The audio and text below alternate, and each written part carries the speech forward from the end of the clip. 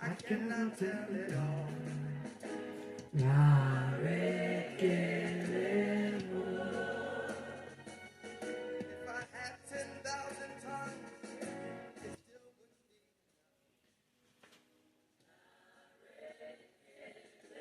Père, au nom puissant et précieux de Jésus, nous élevons nos voix une fois encore en ce précieux jour pour t'exalter, pour te glorifier, pour t'honorer du plus profond de nos cœurs. Merci une fois encore pour ce privilège d'être connecté sur cette plateforme intitulée Le Vin des Écritures.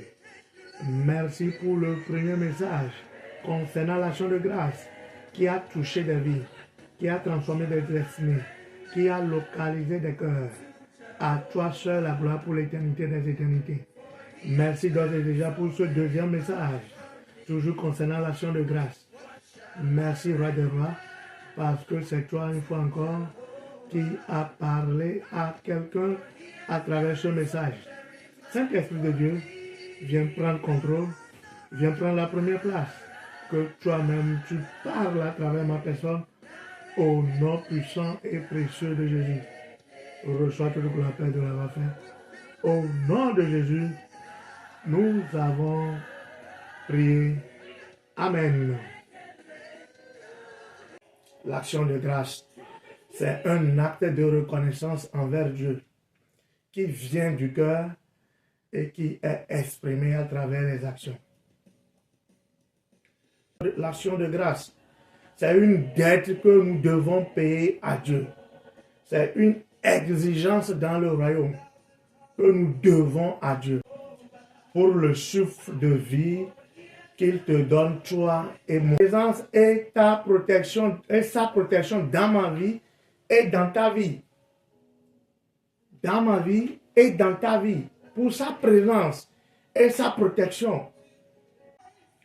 Pourquoi devons-nous rendre grâce? En quatrième position. Pour ta santé, pour ses œuvres, ses bienfaits dans ta vie. Tu dois remercier Dieu pour ses œuvres et ses bienfaits dans ta vie. Amen. Une fois encore, merci pour tout un chacun de vous, pour le message de soutien que j'ai reçu par rapport au premier message, pour vos messages d'encouragement. Que l'Éternel vous bénisse. Comme nous l'avons dit, ce deuxième message, nous allons voir les bienfaits de l'action de grâce. Quand nous rendons grâce à Dieu, qu'est-ce que cela nous apporte? Quand nous rendons grâce à Dieu, quels bénéfices nous tirons de cela? Mais avant cela, nous devons savoir que nous n'allons pas rendre grâce à Dieu dans n'importe quelle condition. Donc, comment rendre grâce à Dieu pour que cela soit acceptable? 1. Une action de grâce qui doit être acceptable, elle doit venir du plus profond de ton cœur. Quand tu rends grâce à Dieu, cette action de grâce doit venir du plus profond de ton cœur. La Bible déclare dans Psaume 9, le verset 2, « Je louerai l'Éternel de tout mon cœur. Je raconterai toutes tes merveilles. » C'est David qui parle. Qu'il louera l'Éternel de tout son cœur. Quand tu loues, quand tu rends grâce à Dieu, elle doit venir du plus profond de ton cœur. Comment rendre grâce à Dieu de manière acceptable? 2. Elle doit être faite avec joie. L'action de grâce qui doit être acceptée, elle doit être faite avec joie. Ton cœur, bien sûr, mais elle doit être avec joie. La Bible déclare dans Psaume 16, le verset 9, « Aussi mon cœur est dans la joie et mon esprit dans l'allégresse. » Donc quand tu rends grâce à Dieu, non seulement elle doit venir du plus profond de ton cœur, mais doit venir d'un cœur joyeux. Quels sont les bienfaits de l'action de grâce? 1. Quand nous rendons grâce à Dieu, Dieu préserve nos bénédictions. La Bible déclare dans Malachie 3, le verset 11. Pour vous, je menacerai celui qui dévore, et il ne vous détruira pas les fruits de la terre, et la vigne ne sera pas stérile dans vos campagnes, dit l'Éternel des armées. Quand Dieu est prêt à menacer celui qui dévore, ce qui veut dire qu'il y a des dévoreurs de destinée, ce qui veut dire qu'il y a des vampires spirituels qui sucent des bénédictions. Ce qui veut dire qu'il y a des dévoreurs de bénédictions. Alors quand nous rendons grâce à Dieu, Dieu préserve nos bénédictions. Il les garde en sûreté. Il empêche le dévoreur de s'attaquer à ces bénédictions. Quand quelqu'un te donne un cadeau, rien n'est sûr que ce cadeau sera définitivement avec toi. Ce cadeau peut être volé. Ce cadeau peut être pris de tes mains. Mais quand tu rends grâce à Dieu, le dévoreur n'a plus sa place, n'a plus l'occasion de prendre cette bénédiction que Dieu t'a donnée. Reçois la grâce de mener une vie d'action de grâce au nom puissant de Jésus. Quand nous rendons grâce à Dieu, deuxième bénéfice, deuxième bienfait de l'action de grâce, Dieu multiplie nos bénédictions. Quand nous rendons grâce à Dieu, Dieu multiplie nos bénédictions. La Bible déclare dans Matthieu 14, 17 à 21, il y a une histoire très intéressante que plusieurs d'entre vous connaissent sûrement. Il s'agit des 5 pains et des 2 poissons. Je lis le texte. Matthieu 14, 17 à 21. Mais il dit à Jésus, nous n'avons ici que 5 pains et 2 poissons. Et Jésus dit, apportez-les-moi. Verset 19. Il fit asseoir la foule sur l'herbe, prit les 5 pains et les 2 poissons, et levant les yeux vers le ciel, il rendit grâce. Jésus rendit grâce sur les 5 pains et les 2 poissons. Et la Bible dit, puis il rompit les pains et les donna aux disciples qui les distribuèrent à la foule. Verset 20. Tous mangèrent et furent rassasiés, et l'on emporta 12 paniers pleins des morceaux qui restaient. Le verset 21. Ceux qui avaient mangé étaient environ 5000 hommes, sans les femmes et les enfants. Alléluia. Ceux qui avaient mangé les 5 pains et les 2 poissons, quand Jésus rendit grâce, étaient environ 5000 hommes, sans compter les femmes et les enfants.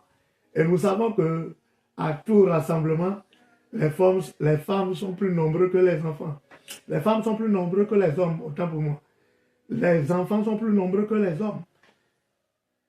Donc, si nous voulons faire une estimation, il dépasse largement 10 000 personnes qui étaient nourries uniquement de 5 pains et de 2 poissons.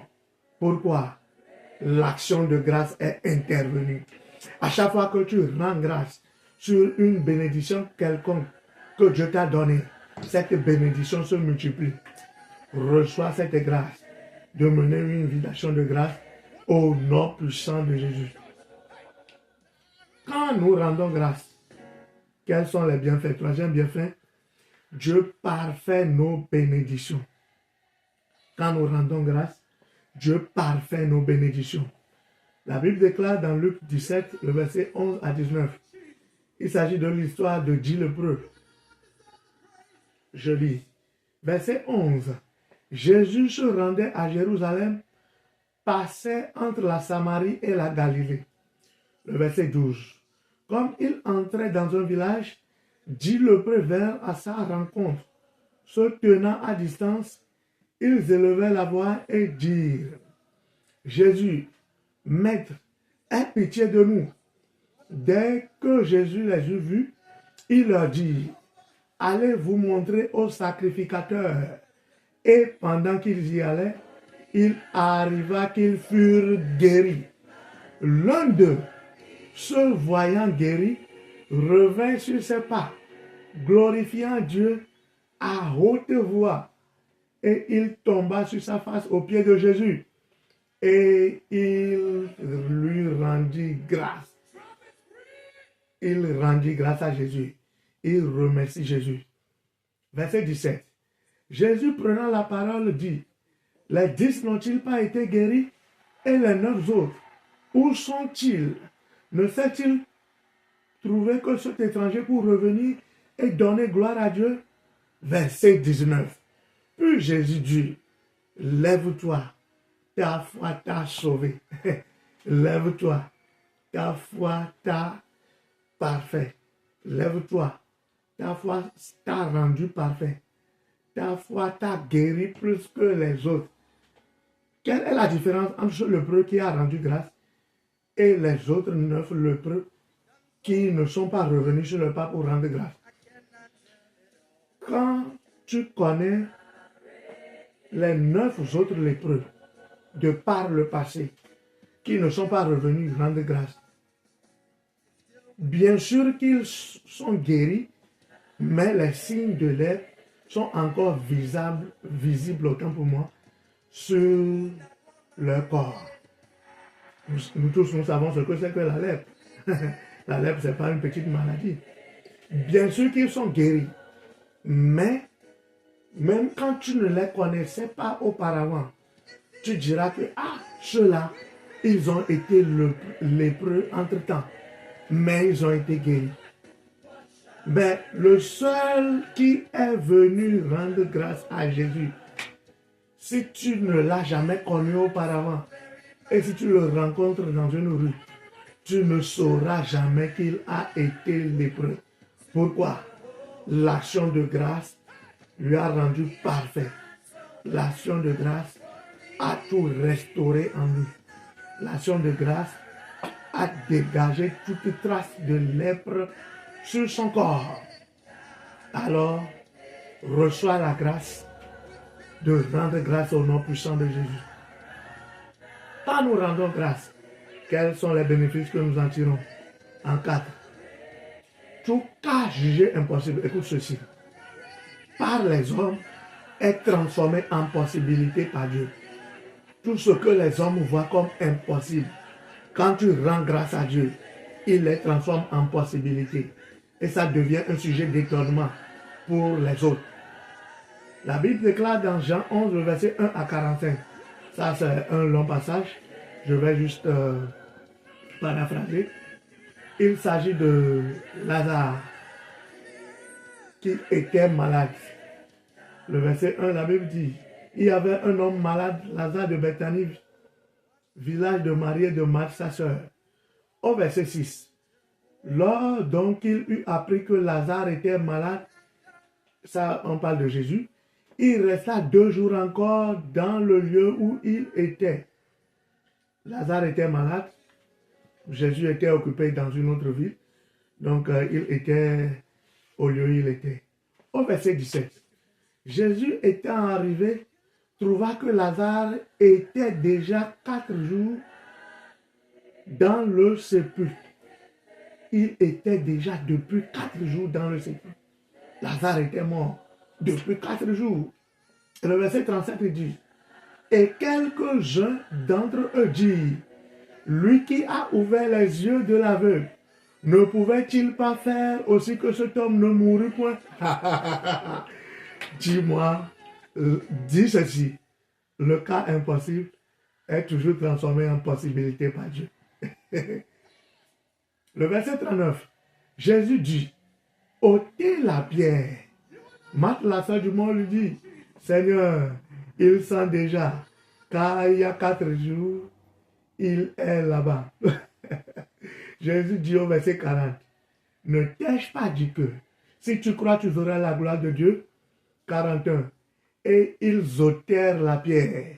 Et Jésus leva les yeux en haut et dit, Père, je te rends grâce de ce que tu m'as exaucé. Le verset 43 dit, ayant dit cela, il cria d'une voix forte, Lazare, sors. Et le mort sortit, les pieds et les mains liés de bandes, et le visage enveloppé d'un linge. Jésus leur dit, déliez-le et laissez-le aller. Au verset 45, plusieurs des Juifs qui étaient venus vers Marie et qui virent ce que Jésus fit, crurent en lui. L'action de grâce a transformé un cas impossible, qui est la mort, en un cas possible, qui est la résurrection, qui est la vie en Lazare.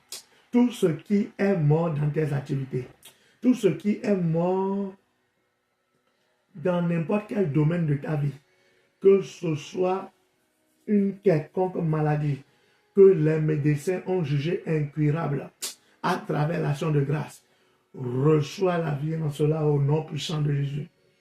Reçois la vie en cela au nom puissant de Jésus.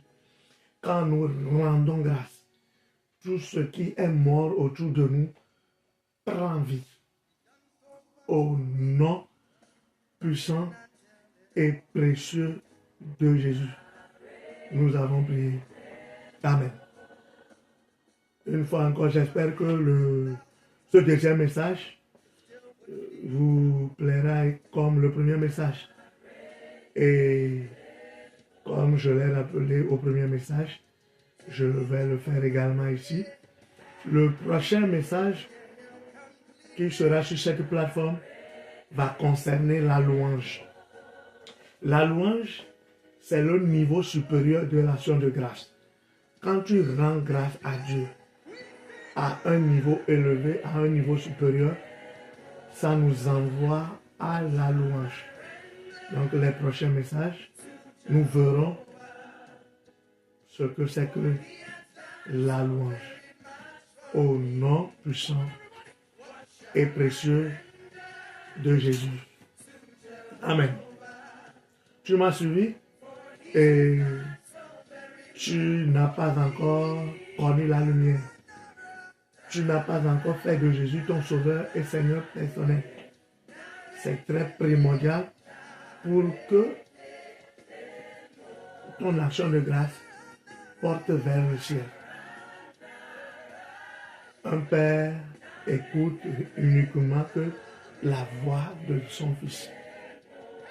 Tu veux faire de Jésus ton sauveur, Seigneur personnel, fais cette petite prière après moi. Répète ce qui suit. Seigneur Jésus, je viens à toi en ce jour. Je reconnais que je suis un pécheur et que je ne peux pas me prendre en charge moi-même. Mais je sais que tu es mort pour moi. Et au troisième jour, tu es ressuscité d'entre les morts pour me sauver. Jésus, viens dans ma vie. Prends contrôle de ma vie. À partir de ce jour, je te suivrai et je te servirai. Plus de retour en arrière. Merci Jésus de m'avoir sauvé. Au nom puissant de Jésus. Amen. Reçois la grâce de continuer dans la foi au nom puissant de Jésus. Amen. Tu viens de faire cette prière ou tu as écouté ce message. Tu n'es pas établi dans une église. C'est très très important d'être focalisé quelque part, d'être établi quelque part, de demeurer quelque part où la bonne parole, la parole de vérité, la parole de révélation est prêchée. Je t'invite à prendre part au culte chaque semaine dans une église proche de toi. Une église, bien sûr, où la bonne parole est prêchée. Localise une église proche de toi. Partout où tu te trouves dans le monde entier, il y a sûrement une église qui est proche de toi. Va dans cette église et établis-toi. Écoute la parole écoute la nourriture spirituelle pour ton établissement, pour bâtir ta vie spirituelle. Au nom puissant de Jésus. Soyez bénis. Jésus est Seigneur. Merci une fois encore pour ce privilège. Prions. Père, une fois encore, nous te disons merci pour ce message qui vient encore de sortir. Que ta grâce, une fois encore, touche le cœur de tous ceux qui ont écouté ce message et que ce message puisse continuer à parler haut et fort dans leur vie. La grâce de pratiquer ce message, recevez au nom puissant de Jésus. Merci Père. Au nom de Jésus, nous avons prié. Amen. Shalom.